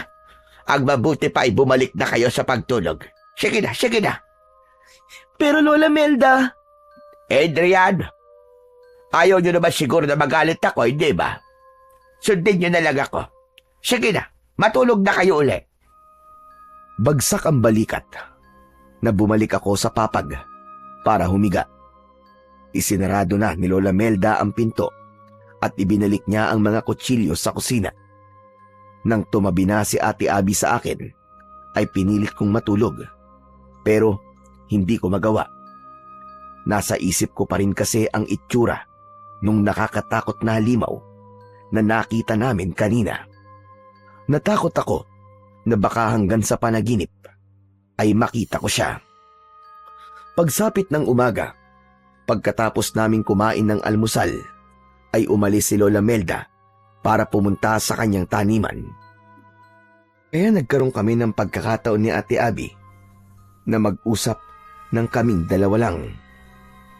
ate, sa tingin mo ba, ay imagination lang natin yung nakita nating halimaw kagabi? Ano ka ba, Adrian? Imposibleng imagination lang natin yun. Dalawa tayo nakakita eh. Pero kung ako, o kaya ay ikaw lang ang nakakita, posibleng imagination lang yun. Alam mo, nagtataka na talaga ako kay Lola. Parang palagi niya sinasabing hindi totoo ang mga kakaibang bagay na nakikita natin sa lugar na ito. Kaya nga ate, parang may mga hindi talaga sinasabi sa atin si Lola. Ano kaya yun? Doon pa lang sa walang bawang at asin sa lugar na ito ay nakapagtataka na talaga. Sana naman ay sunduin na tayo rito ni Papa. Pakiramdam ko, hindi na tayo ligtas dito. Bakit pa kasi tayo dinala dito ni Papa eh? Hindi niya siguro alam ang mga kakaibang nangyayari rito. Kasi kung alam niya lang malamang, hindi niya tayo dadalhin dito. Matapos namin mag-usap ni Ate Abby, ay nagpaalam siya sa akin na maliligo siya. Ako naman ay kinuha ko ang aking cellphone na malapit ng malobat. Ilang araw na kasi kami roon at dahil sa walang kuryente ay hindi kami makapag-charge ng mga gadget namin. Habang naglalaro ako ng games sa cellphone, ay lumabas na si Ate Abby sa banyo. Sakto na may kumatok sa pinto. Ang akala ko ay si Lola Melda na yon, kaya nagmamadali kong binuksan ang pinto. Pero nagulat ako nang isang matandang lalaki ang nasa labas. Agad siyang ngumiti ng napakalaki. Kahit nakangiti siya, ay may takot akong naramdaman sa kanya. Matangkad ang matandang yon, at kahit may edad, ay masasabi ko na matikas pa rin ang tindig niya. Lumapit si Ate Abby sa akin at maging siya ay nagulat sa matandang lalaki. Mawalang galang na po. Sino po kayo? Ano pong kailangan nyo? Nandito ba si Melda? Kailangan kasi namin mag-usap. Wala po siya eh. Nandun po siya sa taniman niya ng mga gulay. Pwede niyo pong doon na lang puntahan si Lola.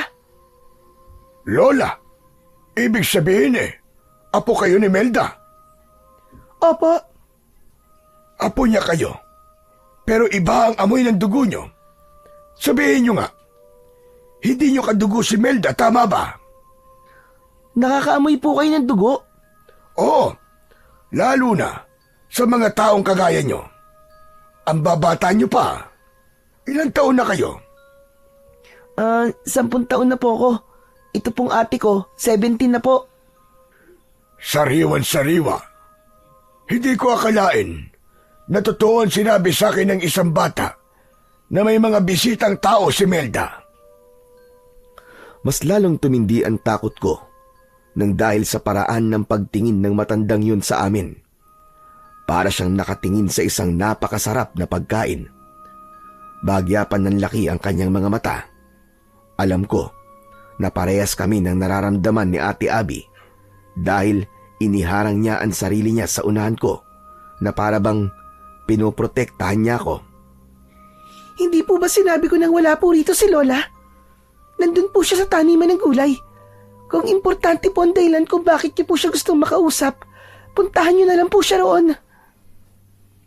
Magsasalita pa sana ang matandang lalaki nang biglang dumating si Lola Melda. Malalaki ang mga akbang na lumapit siya sa amin at bahagya niyang itinulak ang matandang lalaki. Lumayan mo, mga apo ko, Alberto! Alam ko, nasa utak mo! Bakit naman hindi mo sinabi? Nabibisita ka mga tao. Mabuti na lang at may nakapagsabi sa akin. At sino namang makatigdila nagsabi sa iyo? Yung batang nakita ng apo mong lalaki sa gubat. Siyang nagsabi sa akin. Batang-bata pa mga apo mo, Melda. Bakit hindi mo sila ibahagi sa akin? Nakakasawa ng mga hayop sa gubat. Matagal-tagal na rin. Simula nung huling beses na... Tama na, Alberto. Hindi mo sila pwede galawin dahil sila ay aking mga apo. Nandito sila para makasama ko kaya wag mong gawing hindi maganda ang pananatili nila rito. Sige na, makakaalis ka na. Masyado kang madamot, Melda. Pakiramdam ko tuloy ay hindi ka nakabilang sa amin. Ikaw ang parang hindi kabilang sa amin dahil masyado kang hayok. Subukan mo lang na may gawing hindi maganda dahil ako makakalaban mo. Umalis ka na, Alberto, at huwag ka na babalik dito. Hindi ko may papangakong hindi na ako babalik, Melda. Hindi ko may papangako. Nakakatakot nang umisi ang matandang lalaki na tinawag ni Lola sa pangalang Alberto.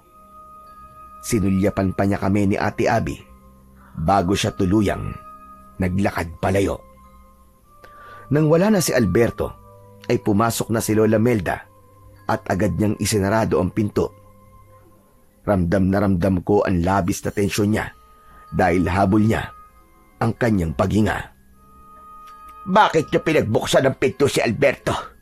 Bakit? Naku, sorry po Lola. Akala ko po kasi kayo po yun eh. Kumatok lang po kasi siya at hindi po nagsalita. Lola, bakit parang takot na takot po kayo? Sino po ba ang Alberto na yon? Hindi niyo na kailangan malaman pa. Huwag na kayo magtanong. Basta, huwag kayo lalabas ng bahay ko kahit anong mangyari. Nagkakaintindihan ba tayo? Lola, sa tingin ko po, kailangan niyo na po sabihin sa amin kung ano ba talaga ang nangyayari. Pasensya na po. Pero ramdam po namin ni Adrian na may itinatago po kayo sa amin. Hindi po biro ang mga sinabi ni Alberto. Anong ibig niya sabihin na bakit hindi mo kami ibahagi sa kanya? Lola, maaari pong bata pa kami, pero marunong na kami makaintindi. Kaya please lang po, sabihin niyo na po ang dapat naming malaman. Wow ate, ang galing mo ah. Para kang artista. Para kang si Maricel Soriano ah. Pwede ba, Adrian? Hindi ako nakikipagbiruan sa iyo, ha? Seryoso ako ngayon. Tama ka. Tama ka, Abby. Oras na nga siguro para malaman niyo ang katotohanan. Total, alam na ni Alberto na nandito kayo. Kaya wala nang dahilan pa para maglihim ako. Mas makabubuti kung sa akin nyo na malalaman ang lahat kesa sa iba. Itong baryo ito ng mga aswang. Lahat ng taong nakatira rito ay mga aswang. Kaya wala ritong bawang at asin. Ay dahil takot sa mga yon ang aswang. Lola, ang sabi ko ay ang totoo ang sabihin nyo. Bakit kayo gumagawa ng kwentong hindi naman totoo? Ang katotohanan na gusto nyo, hindi ba? Sinasabi ko na kung ano ang totoo. Kaya ako natakot nang malaman kong isang buwan kayo mananatili rito. Ay dahil alam kong mahihirapan akong itago kayo sa mga aswang na kagaya ni Alberto. Si Alberto ay isang aswang na hayok sa laman at dugo ng tao. Hindi siya nakukontento sa mga ligaw na hayop sa gubat. Kaya mapangalib siya sa mga taong kagaya nyo. Ang sabi niyo po ay aswang ang lahat ng nakatira rito. Pero, bakit po kayo nandito? Yun ay dahil isa rin akong aswang. Kinalabutan ako sa sinabing yun ni Lola Melda. Nagtayuan ang lahat ng mga balahibo ko sa katawan. Hanggang sa napayakap ako kay Ate Abby, sabay kaming napaatras ng dahil sa takot. Kung totoo po mga aswang, at isa kayong aswang, Lola Melda, ang ibig sabihin po ay papatayin at kakainin mo kami. Hindi ko yan gagawin sa inyo. Dahil mga apo ko kayo. Mahal na mahal ko kayong dalawa. Bakit ako maniniwala sa inyo? Eh hindi mo naman kami kadugo. Hindi mo totoong anak si Mama. Sinagot ko na ang bagay na yan dati pa, Abi. Kahit hindi ko kadugo ang nanay ninyo, ay totoong anak ang turing ko sa kanya. Kaya hindi ko kayang saktan ang mga anak niya. Isipin nyo nga, kung masama akong aswang at kumakain ako ng tao, sa tingin nyo ba ay mabubuhay na matagal ang nanay nyo? Hindi ba dapat nung nakita ko siya sa gubat, ay pinatay at kinain ko na siya? Oo, isa akong aswang, pero hindi ako pumapatay ng tao, gaya ni Alberto. Hindi muna nagsalita si Ate Abby. Habang ako naman ay nakatingin lang kay Lola Melda. Parang nadurog ang puso ko nang magsimulang lumuha si Lola Melda. Maniwala kayo sa akin, mga apo. Hindi ko kayo kayang saktan. Mahal na mahal ko kayo. Dahil sa tuwing nakikita ko kayong dalawa, ay parang buhay na buhay pa rin ang inyong ina.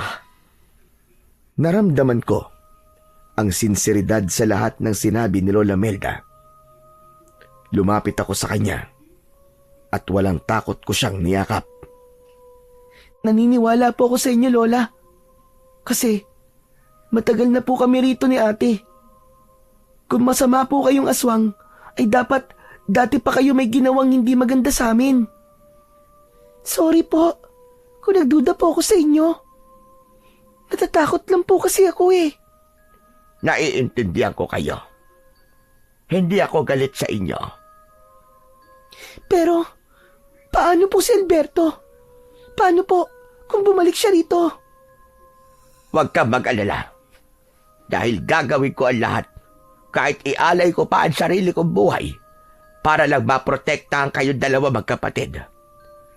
Nung inampun ko ang nanay nyo, ay ginawa ko ang lahat para protektahan siya mula kay Alberto.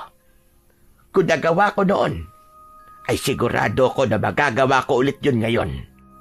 At sa pagkakataong ito, kayo naman ang aking proprotektahan. Masumigpit ang pagkakayakap ko kay Lola Melda. Sa ganung paraan, ay ipinaramdam ko sa kanya ang aking pasasalamat at pagmamahal. Dahil sa pagsasabi ni Lola sa amin ng totoo, ay doon ko naintindihan kung bakit ayaw niya kaming palabasin ng bahay at kung bakit marami siyang hindi sinasabi sa amin. Kahit bata pa ako, ay nauunawaan ko na mahirap para kay Lola Melda na aminin na isa siyang aswang dahil baka katakutan namin siya. Pero dahil sa napakabait niya at lalo na sa pag-aalaga niya noon kay Mama, ay mabilis naming natanggap ni Ate Abby kung sino at ano ang aming lola. Kinagabihan ay hindi kami naging kampante. Ayon kay Lola Melda, ay kailangan niyang magbantay dahil baka biglang dumating si Alberto. Hindi namin hinayaan na magbantay ng mag-isa si Lola, kaya hindi na rin kami natulog ni Ate Abby. Bukas tag-umaga ay aalis na kayo rito. Ihahatid ko kayo doon sa bayan para makasiguro ako magiging ligtas kayo. Kaya niyo ba maglakad ng mahigit 2 oras? Kakayanin po namin. Pero kayo po, baka po hindi niyo po kayanin dahil matanda na po kayo. Malakas pa ako. Kaya wag akong isipin niyo. Pasensya na kayo 2 kung napunta kayo sa ganito sitwasyon. Kung hindi lang sana nalaman ni Alberto na nandito kayo, ay hindi kayo natatakot ngayon. Sorry po, Lola Melda. Ako po kasi ang dahilan kung bakit nalaman po ni Alberto na nandito po kami ni ate. Kung hindi po sana ako lumabas, ay hindi po ako makikita ng bata na nasa gubat. Wala na tayong magagawa pa roon para baguhin ang nakaraan. Ang kailangan na lang natin gawin ay labanan si Alberto kung kinakailangan. Isa pa, may kasalanan din ako sa inyo. Kung noon pa lamang ay sinabi ko na sa inyo ang totoo, ay mas maiintindihan nyo kung bakit hindi ko kayo pinapayagan na lumabas. May tanong pala ako sa inyo. Hindi ba kayo natatakot sa akin ngayong alam nyo na ako'y isang aswang? Ako po, Lola Melda, hindi po. Kasi alam ko pong mabait kayo. Ang astig nga po kasi may lola kaming aswang pero hindi po pumapatay ng tao. To be honest, Lola, nung unay natakot po ako. Akala ko po kasi, ay, gaya kayo ng mga aswang na napapanood ko po sa TV. Akala ko po, kumakain po kayo ng tao. Mga apo, hindi lahat ng aswang ay masasama. Merong kagaya ko na kontento na sa pagkain lamang ng mga ligaw na hayop. Marami kami, pero mas marami pa rin ang masasamang kagaya ni Alberto. Ang mga kagaya niyang aswang ang perwisyo sa mga taong kagaya ninyo. Ako rin pala, Lola, may tatanong po ako sa inyo. Ikaw po ba yung aswang na nakita namin ni ate sa likod ng bahay noong nakaraang gabi? Oo, ako nga iyon. Pasensya na kayo kung natakot kayo sa akin. Sa gitna ng pag-uusap namin, ay narinig namin ang boses ni Alberto sa labas. Napasiksik kami ni Ate Abby sa isang sulok dahil sa labis na takot. Melda! Melda! Ilabas mo ang mga apo mo! Ibigay mo sila sa akin! Nag-usap na tayo kanina. Hindi mo sila pwede saktan, Alberto. Hindi ko sila ibibigay sa'yo. Hindi mo naman sila kadugo. Kaya bakit ganyan ang pagmamalasakit mo sa kanila? Hindi ko na kaya ang uhaw at gutom na nararamdaman ko. Kailangan ko nang kumain ng tao ngayon! Huwag ang mga apo ko pagdiskatahan mo. Umalis ka na, Alberto. Dahil hindi ka magtatagumpay sa gusto mo mangyari. Biglang tumahimik sa labas. Nakiramdam ako, pero hindi ko na naramdaman ang presensya ni Alberto. Lola, umalis na po ba siya? Wala na po ba si Alberto? Hindi pa. Nararamdaman ko nasa labas pa rin siya, apo. Hindi talaga titigil ang hayop na yan. Hanggat hindi niya kayo nakukuha. Ano po ang gagawin natin, Lola Melda? Kinuha ni Lola Melda ang 2 kutsilyo sa kusina at ibinigay niya yun sa amin ni Ate Abby. Heto, gamitin niyo yan kung kinakailangan. Huwag kayong matakot at magdalawang isip. Nasaktan si Alberto. Dahil kung hindi niyo siya sasaktan, ay kayo at sasaktan niya. Pero huwag kayong mag-alala. Dahil nandito ako, mga apo. Poprotektahan ko kayo. Hindi ako papayag na may magyaring masama sa inyong magkapatid. Takot na takot akong hinawakan ng kutsilyo. Maya-maya pa ay nakarinig kami ng mga kaluskos sa labas na parabang may tumatakbo ng paikot sa kubo. Pinilit kong maging matapang dahil alam ko na walang magandang mangyayari kung patuloy lang akong matatakot. Nagulat kaming lahat nang biglang nagiba ang pinto. Napasigaw kami ni Ate Abby nang pumasok mula roon si Alberto na may nakakatakot na ngisi. Sa isang kisap mata ay nagbago ang kanyang anyo. Mula sa pagiging tao ay naging aswang siya. Nakakatakot ang itsura niya. Naglalaway siya na parabang isa siyang gutom na mabangis, na hayop. Ngunit mas lalo kaming nagulat ni ate nang si Lola naman ang naging aswang. Tumayo siya sa harapan namin ni Ate Abby para hindi makalapit sa amin ang aswang na si Alberto. Subukan mo gumakbang ng isa pa at sisiguraduhin kong hindi mo magugustuhan ang gagawin ko sa'yo. Parehas tayong aswang, kaya hindi na dapat umabot pa sa ganon. Tigilan mo na ang pagpoprotekta mo sa mga taong yan, lalo na't hindi mo naman sila kadugo. Kahit na hindi ko sila kadugo, ay mga apo ko pa rin sila. Alam mo kakayahan ko, Alberto. Kaya kung gusto mo pang sikatan ka ng araw bukas, ay umalis ka na. Hindi ako aalis hanggat hindi ko nakukuha ang mga apo mo. Sinunggaban ni Alberto si Lola Melda. Sinalubong naman ito ni Lola at kinalmot niya si Alberto sa dibdib. Sandaling napaatras si Alberto pero agad din yung umatake.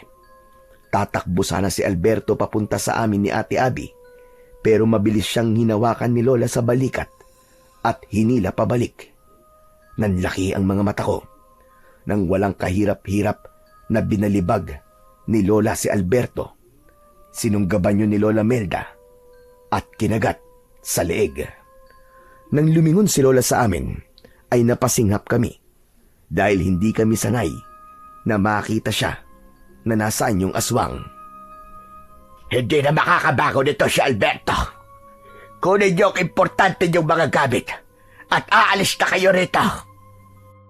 Nagmamadaling kinuha ni Ate Abby ang wallet niya. Dinala rin namin ang aming mga cellphone. Bumalik na si Lola Melda sa pagiging tao at nagmamadali kaming lumabas ng bahay. Iniwanan namin si Alberto na halos hindi na makagalaw. Kailangan natin bilisan. Kailangan nyo na makaalis sa baryong ito sa lalo madaling panahon. Hindi po kaya masundan po tayo ni Alberto, Lola Melda? Sa tindi ng pinsala niya, ay hindi na yung makakasunod. Kaya wag mo na siyang alalahanin. Pero Lola Melda, ang galing niyo po palang makipaglaban. Biruin niyo po, kahit mas malaki po sa inyo si Alberto, ay nabalibag niyo po siya. Dahil kapag nasaan yung aswang ako, ay mas malakas ako. Huwag na tayo magkwentuhan. Bilisan na natin. Mula sa mabilis na paglalakad, ay tumakbo na kaming tatlo. Nasa unahan namin si Lola Melda at nakasunod kami ni Ate Abby sa kanya. Hindi pa rin nawala ang takot ko. Panay ang lingon ko sa likuran namin upang masiguro ko na hindi na nakasunod doon si Alberto. Dahil sa ginawang pakikipaglaban ni Lola Melda kay Alberto, ay naipakita niya sa amin na talagang mahal na mahal niya kami at napatunayan din ni Lola na hindi lahat ng aswang ay masama. Hindi nagtagal ay nakalabas na kami sa mismong baryo pero kailangan pa naming tahakin ang napakahabang kalsada para makarating kami sa mismong bayan. Bilog ang buwan ng gabing yun, kaya kahit paano ay naaaninag namin ang aming dinadaanan. Makalipas ang ilang minuto, ay napansin ni Lola Melda na pagod na kami ni Ate Abby. Doon na niya sinabi na maaari na kaming maglakad na lamang dahil mukhang hindi na kami masusundan ni Alberto. Lola, salamat po kasi iniligtas niyo po kami kay Alberto. Hindi nyo kailangan magpasalamat sa akin. Dahil ginawa ko lang ang gagawin ng isang lola kapag nasa panganib ang kanyang mga apo. Wala akong ibang gustong mangyari ngayon, kundi ang ligtas kayong makauwi sa inyong bahay sa Maynila. Kapag po ba naihatid niyo na po kami sa bayan, ay babalik pa po kayo sa baryo niyo? Oo, pero wag kayo mag-alala sa akin. Dahil sigurado ko na hindi ako gagambalain ni Alberto kapag nalaman niya na wala na kayo sa bahay ko. Kayo lang naman ang gusto nung makuha, kaya siya nanggugulo. Ano po kaya? Kung sumama na lang po kayo sa amin, doon na lang po kayo tumira sa amin, Lola. Gustuhin ko man ay hindi maaari. Dahil ako ay isang aswang. May mga gabi na hindi ko kayang pigilan ang aking pagiging aswang dahil kailangan kong kumain ng sariwang karne ng hayop. Sigurado ko na kapag nalaman nyo ng mga tao sa inyong lugar, ay magiging malaking problema yon, hindi lang sa akin, kundi lalong-lalo na sa inyo. Biglang tumigil sa paglalakad si Lola Melda. Luminga siya sa paligid na para bang may nakikita siya na hindi namin nakikita ni Ate Abby. Lola, bakit po kayo minto? Si Alberto. Nararamdaman ko siya. Nasundan niya tayo. Mabilis kaming nagtago ni Ate sa likod ni Lola nang biglang lumitaw sa aming unahan si Alberto na nasa anyong aswang. Kahit sugatan na siya, ay parang hindi man lang siya nakakaramdam ng panghihina. Agad namang nag-anyong aswang ulit si Lola Melda at inihanda niya ang kanyang sarili sa muling pakikipaglaban kay Alberto. Sa tingin mo ba, Melda, ay hahayaan ko na makaalis sa mga apo mo? Sila ang magiging hapunan ko ngayong gabi. Gutom na ako. Kaya ibigay mo na sila sa akin para matapos na tayo rito. Nakakapagsisi na hindi pa kita tinuluyan kaninang animal ka. Ito ang tandaan mo. Kailangan mo muna dumaan sa ibabaw ng aking bangkay bago mo makuha ang aking mga apo. Kung ganon, ay ikaw muna ang papatayin ko para mawala na ang sagabal sa gusto kong mangyari. Sumugod ang aswang na si Alberto kay Lola Melda. Muli itong sinalubong ni Lola, pero nang malapit na sila sa isa't isa, ay bigla na lamang nawala si Alberto.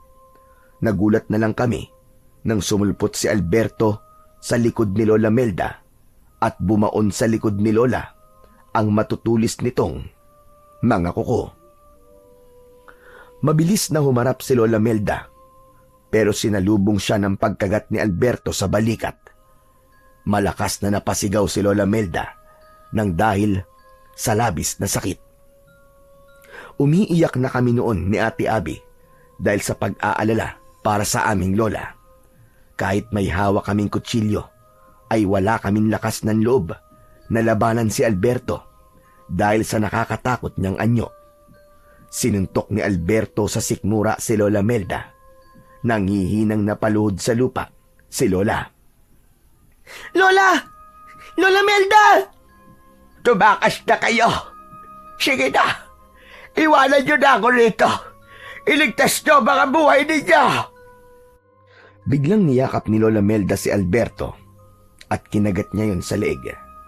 Nagpumigla si Alberto pero hindi yun pinakawalan ni Lola Melda. Umalis na kayo habang kaya ko pang pigilan ang hayop na ito. Sige na mga apo. Umalis na kayo. Pero Lola, hindi ka po namin pwedeng iwanan. Huwag niyo akong intindihin. Kaya ko ang sarili ko. Bilisan niyo na. Umalis na kayo. Adrian, tara na! Sundin na lang natin ang sinasabi ni Lola! Labag man sa aking kagustuhan na iwanan si Lola Melda sa ganung sitwasyon, ay wala na akong nagawa kundi ang sumama kay Ate Abby sa pagtakbo palayo. Nalagpasan namin sina Lola Melda at Alberto na nagpapambuno. Ate, si Lola, baka anong mangyari sa kanya? Wala na tayong magagawa para tulungan siya. Kailangan nating iligtas ang ating mga sarili. Hindi ko napigilang lumingon at nanlaki ang mga mata ko nang makita kong binuhat ni Alberto si Lola Melda at ibinalibag sa gitna ng kalsada. Padapang bumagsak si Lola at hindi na siya gumalaw. Ngumisi si Alberto at mabilis siyang sumugod papunta sa amin. Ate! Si Alberto! Nagulantang si Ate Abby nang makita niyang palapit sa amin si Alberto. Ang buong akala ko ay tatakbo siya, pero iniharang niya ang kanyang sarili. Matapang niyang itinutok sa aswang ang hawak niyang kutsilyo. Huminto ang aswang ng ilan dipa ang layo sa amin at nakakaloko siyang tumawa. Nagmala ka pala sa yun, Lola. Parehas kayong matapang, Ining. Pero kung inaakala mo na matatakot ako sa kutsilyo mo, ay nagkakamali ka. Huwag na huwag mong sasaktan ang kapatid ko. Huwag mo na subukan dahil hindi ka magtatagumpay. Kung gusto mo makakain ng tao, ay ako na lang ang kunin mo. Hayaan mo na lang na makaalis ang kapatid ko. Hindi ikaw ang magdidesisyon kung sino ang kakainin ko sa inyong dalawa. Gusto ko kayong gawing hapunan ngayong gabi, kaya walang makakaligtas ni isa sa inyo. Mas lalo akong naluha dahil sa mga sinabi ni Ate Abby. Hindi ko kasi inasahan na kaya niyang isakripisyo ang sarili niyang buhay kahit palagi ko siyang inaasar at inaaway. Maya-maya pa ay biglang sumugod si Alberto sa amin. Napasigaw ako. Hinila ko si Ate Abby palayo pero ayaw niyang umalis sa kanyang kinatatayuan. Desidido na talaga siyang harapin ang aswang na si Alberto. Inakala ko nakatapusan na namin ni Ate Abby pero bigla kaming nakarinig ng magkakasunod na busina ng sasakyan sa likuran namin. Paglingon namin ay nakita namin ang sasakyan ni Papa na paparating. Dahil sa walang tigil na pagbusina ni Papa ay nakuha ko kagad ang ibig niyang sabihin. Hinila ko si ate papunta sa tabi ng kalsada. Kitang-kita ko ang malakas na pagbangga ng kotse kay Alberto. Sa lakas ng pagkakabangga sa kanya ay lumipad siya at bumagsak sa tabi ng kalsada kung saan ang gilid ay bangin. Pero hindi pa rin namatay si Alberto. Tumayo pa rin siya at bakas ang labis na galit sa mukha niya. Muli namang pinaandar ni Papa ang kotse at binangga nito sa pangalawang pagkakataon si Alberto na naging dahilan para mahulog siya ng tuluyan sa malalim na bangin. Nang bumaba si Papa sa kotse ay masaya kaming lumapit ni ate sa kanya. Maigpit namin siyang niyakap. Papa! Buti na lang at dumating ka. Akala namin mamamatay na kami ni ate. Mabuti na lang at sinunod ko ang aking kutob. Mangyaring kahapon pa kasi ako kinakabahan.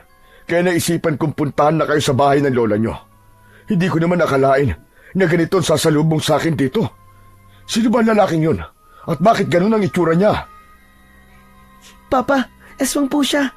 Ang totoo po niyan ay tumakas po kami sa kanya kasama po si Lola Melda.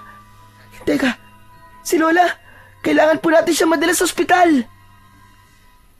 Nagmamadali naming nilapitan si Lola Melda na nasa anyong tao na. Ngumiti siya sa amin sa kabila ng mga sugat niya. Dexter, salamat naman at dumating ka.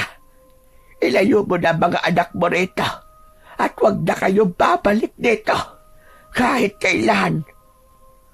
Kailangan po namin kayo madala sa ospital para magamot po mga sugat ninyo. Binuhat ni Papa si Lola. Inilagay niya si Lola sa backseat at sinamahan ko siya roon. Si Ate Abby naman ay sa unahan umupo.